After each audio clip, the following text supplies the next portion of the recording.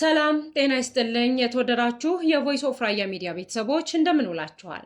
ዛሬ መጋቢት 4 2018 ዓ.ም ኢንጂነር ታፈረ ህሉፍ ለዝግጅት ክፍላችን የላኩልንን ወቅታዊ ጽሑፍ ወደ እናንተ የምናቀርብ ይሆናል። አብራችሁን እንድትቆዩም በአክብሮት እንጋብዛለን። አዲሱ የራያ አስተዳደራዊ መዋቅር በፌዴራል ፓርላማ ስር። የተወደዳችሁ የዝግጅታችን ተከታታዮች የሐሳብ የጸሐፊው ግላዊ አመለካከትና ምልከታ እንጂ የሚዲያው አመለካከትን አያንጸባርቅም። የራያ አካባቢዎች በኢትዮጵያ ብሔራዊ ምርጫ ቦርድ ውሳኔ መሰረት በፌዴራል ፓርላማ ስልጣን ስር ሆኖ ብሔራዊ ምርጫ እንዲያካሂድ በሕግ መረጋገጡን ተከትሎ አዲስ የአስተዳደር መዋቅር ማቋቋም የሚጠበቅ ነው። ይህ መዋቅር በአንድ በኩል የፌዴራል ክትትልን፣ በሌላ በኩል ደግሞ የሕዝቡን ዲሞክራሲያዊ መብትን ማረጋገጥ ይኖርበታል። የመዋቅሩ ስያሜ ራያ ወይም ራያ ራዩማ ወይም ራያ አዘቦ የፌዴራል ልዩ አስተዳደር ቢባል፣ መዋቅር የፌዴራል ቻርተርድ አስተዳደር፣ የአካባቢው እንደ ፌዴራል ቻርተርድ አስተዳደር በፌዴራል ቀጥተኛ አስተዳደር ስር ያለ ክልል እንዲቋቋም ለጊዜው ይመከራል። ይህ ሞዴል የተመረጠው የፌዴራል ጥበቃንና የአካባቢውን የራስ አስተዳደር ማስቻልን በቀላሉ ስለሚያስችል ነው። የህዝቡ ዲሞክራሲያዊ መብት ህዝቡ ተጠሪነቱ ለፌዴራል ፓርላማ የሆነ የስልጣን አካልን በራሱ ምርጫ የመምረጥ ሙሉ መብት ይኖረዋል። ህዝቡ በቀጥታ የሚመርጣቸው ተወካዮች በፌዴራል ፓርላማ ውስጥ የራያን ህዝብ ድምፅ ያሰማሉ። ህዝቡ በራሱ ምርጫ የሚመርጠው አስተዳደር የአካባቢውን የአስፈጻሚነት ስልጣንን ይመራል። የመዋቅሩ መቀመጫ ለጊዜው አላማጣ ማድረግ፣ በሂደት ግን ፍጹም ፍትሃዊ መስፈርትን አውጥቶ መስፈርቱ ህዝቡ እንዲወያይበት አድርጎ በሚቋቋመው ምክር ቤት በኩል መወሰን። የአስተዳደሩ መዋቅር አካላትና ተግባራት የራያ ልዩ አስተዳደር በህዝቡ ቀጥተኛ ምርጫ ይመረጣል። እሱም የአካባቢው ዋና አስፈጻሚ በመሆን የፌዴራል ፖሊሶችን ተግባራዊ ማድረግ፣ ጸጥታን ማስተባበር፣ አገልግሎቶችን በፍትሃዊነት ማዳረስና በህዝቡ በፌዴራል መንግስት መካከል ድልድይ መሆን ይጠበቅበታል። የራያ ህዝብ ምክር ቤት ከየወረዳው በተመረጡ ተወካዮች ይደራጃል። ተግባሩም የአካባቢው ህጎችን ማውጣት፣ የልማት በጀትን ማጽደቅና የአስተዳዳሪውን ስራ መከታተል ይሆናል። የክልል ምክር ቤቶች ያላቸውን ሙሉ ስልጣን ይኖረዋል። የፌዴራል ፓርላማ ተወካዮች በህዝቡ ቀጥተኛ ምርጫ ይመረጣሉ። እነሱም በፌዴራል ፓርላማ ውስጥ የራያን ጥቅም በመወከል የአካባቢውን ጉዳይ በብሔራዊ ደረጃ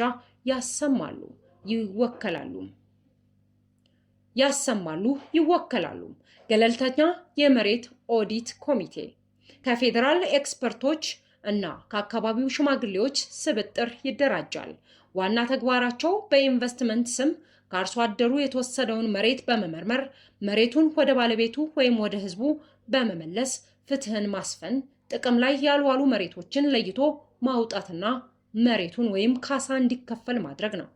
የአዲሱ አስተዳደር ዋና ዋና ተግባራት ፍትህንና መሬትን ማስመለስ፣ በኢንቨስትመንት ስም ከአርሶ አደሩና ከማህበረሰቡ የተወሰደውን መሬት ሁሉ አጠቃላይ የመሬት ኦዲት ማካሄድ ያስፈልጋል።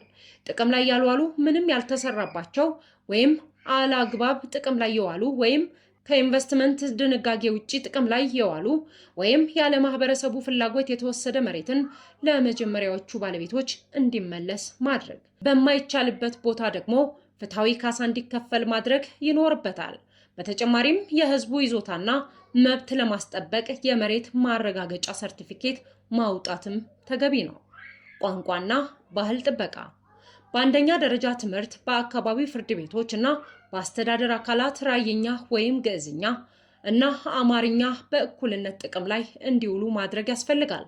ይህም ከማህበረሰቡ የእሴት ስብጥር አንጻርና ከፌዴራል ጋር ከሚኖረው ቀጥተኛ ዝምድና አንጻር አስፈላጊ ይሆናል።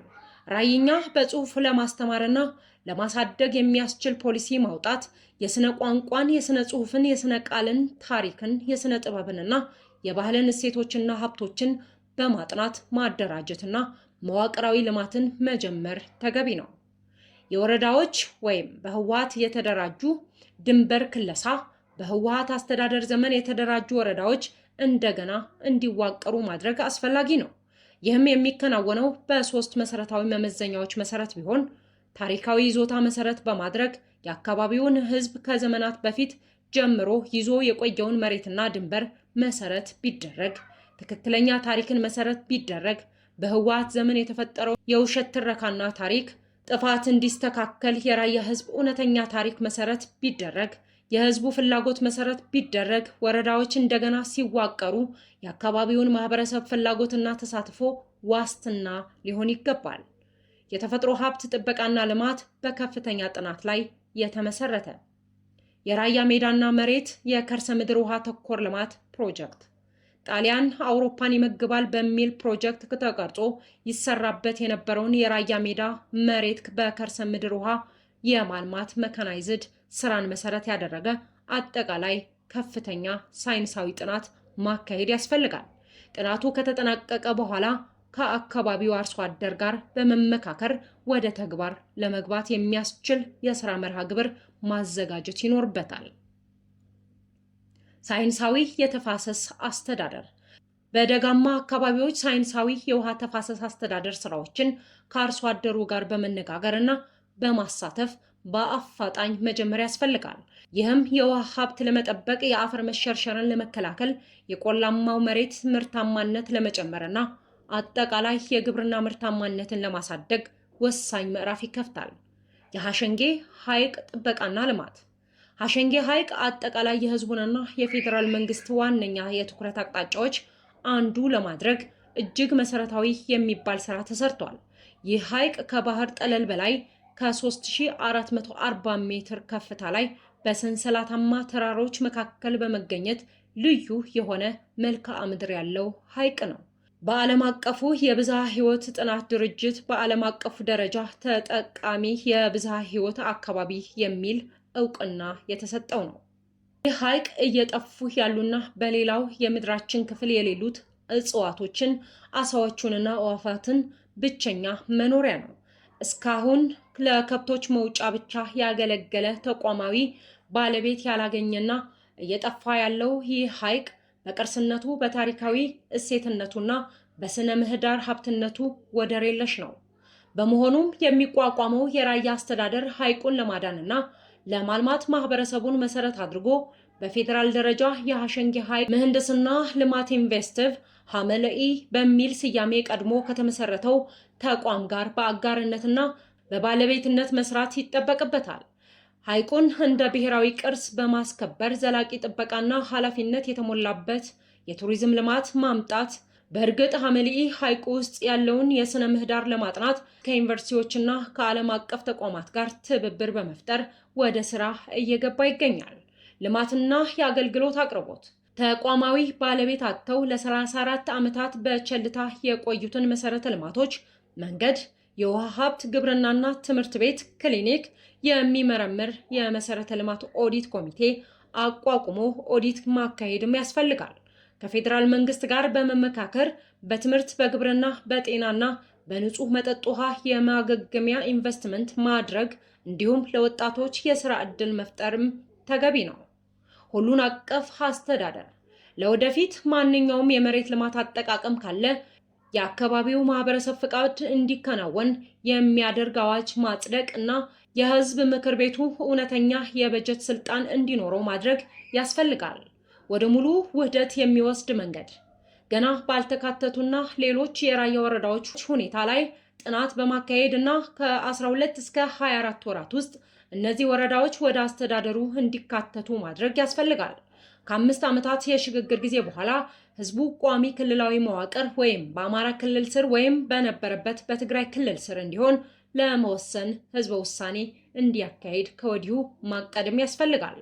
የዋና ሐሳቦች ማጠቃለያ የፌዴራል ክትትል፣ ጸጥታና ዋና ፖሊሲዎች በፌዴራል ፓርላማ ቢመሩ፣ የህዝብ ዲሞክራሲያዊ መብት ህዝቡ አስተዳዳሪውን እና የፓርላማ ተወካዮችን በራሱ ምርጫ ቢመርጥ፣ የአካባቢው ህዝብ ድምፅ የህዝብ ምክር ቤቱ ውሳኔዎች የማህበረሰቡን ፈቃድ የሚያንጸባርቁ ቢሆኑ፣ 2 ቋንቋዎች ራየኛ ወይም ግዕዝኛ እና አማርኛ እንደ አስፈላጊነቱ በኩል ጥቅም ላይ ቢውሉ፣ ሳይንሳዊ ጥናት የራያ ሜዳ ውሃ ልማት ከፍተኛ ጥናት ይደረግለታል። ውሳኔ የሚተላለፈው በጥናት መሰረት ቢሆን፣ የሐሸንጌ ሐይቅና ጥበቃ ሐይቁ በማህበረሰቡ በሚቋቋመው የራያ አስተዳደርና በፌዴራል አጋርነት በሐሸንጌ ምህንድስና ልማት ኢንቨስቲቭ ሐመልኢ በኩል ይታደሳል፣ ይለማል፣ ወደ ግዙፍ ሀብትነት ይሸጋገራል።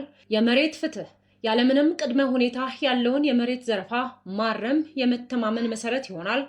ቀስ በቀስ የማጠቃለያ ያልተካተቱም ወረዳዎች በቸልታ መቅረት የለባቸውም። ወደ አዲሱ የራያ አስተዳደር የሚጠቃለሉበትን ሂደት ማጥናት እንዲጀምር።